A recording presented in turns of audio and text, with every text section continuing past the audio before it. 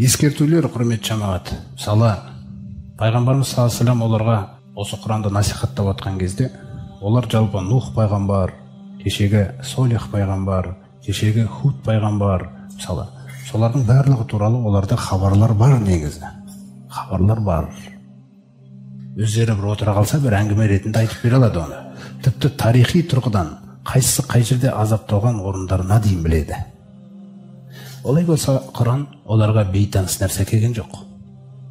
Мысалы, өздері естіген Нухқа байланысты. Каззабат, қауму Нухин. Мысалы, Қамар сүресінде Алла Тағала ескертуді қалай жасайды? Нухтың қауымы өтірікке шығарып жіберді. Факаззабу абдана. Нух деген құлымызды өтірікке шығара салды. Вақалу мәжнунун. Мынау деген жынды деп қараңыз, қоғамға солай таратты. Ваздуджир, қатты мазалап жіберді дейді Нухты. Олар қатты мазалап, азаптың уақыты жақындаған кезде фадаға раббаху, сонда шақырды Нух Раббысына. Әнне мағлубун, Раббым мен жеңілдім, фантасыр, жәрдем берші. Ана сөздерді келтірген кезде қалай келтіріп тұр? Әртүрлі. Ескертудегі, мына Қамар сүресінде келген ескертудің нелеріне қарасаңыз, өте қысқа, ұрып жібереді. Мазалап жіберді құлымызды. Сонда ол шақырды Раббысына. Раббым мен жеңілдім, жәрдем берші.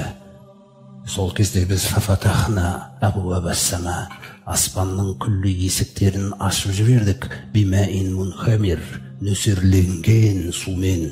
Вафаджарнал арада ғуюнан, жерді де бүкіл жерінен тесіп бұлақтарды шығарып, жердің бетін суға толтырдық.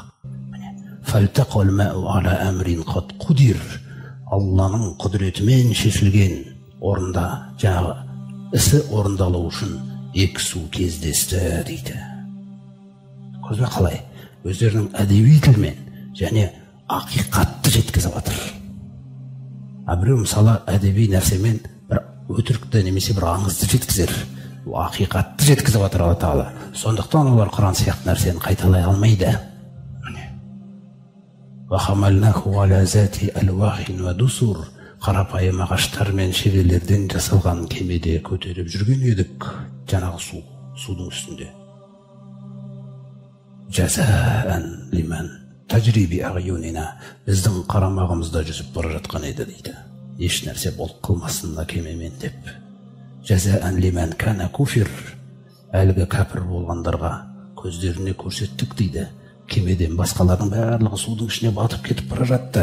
Кешегі қарсылықтары жоқ. Раббымыз қайтаршы деген сөздерді, осының барлығынша ескертуді жан-жақты жеткіздік деп атқан нәрсесі. Раббым мен қойдым деген теңіздің ішінде. Ал Нух болса, және мұсылмандар абыроймен кеменің үстінде саяхаттанып кетіп бара жатқан еді. Міне абырой деген не?